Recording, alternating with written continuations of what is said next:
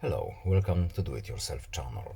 Today I will show you how to remove all or delete actions or applications from our accessibility button in Samsung Galaxy S22.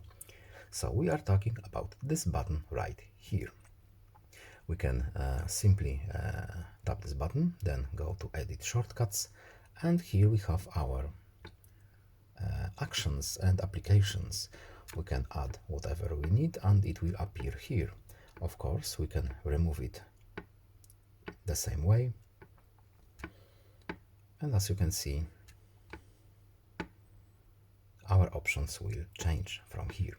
Of course, we can also go to Settings, then Accessibility, next Advanced Settings, and here we have our accessibility button, and the same options are right there. So I hope this video was helpful to you. Please leave a like and subscribe. Have a nice day and see you in the next video. Bye.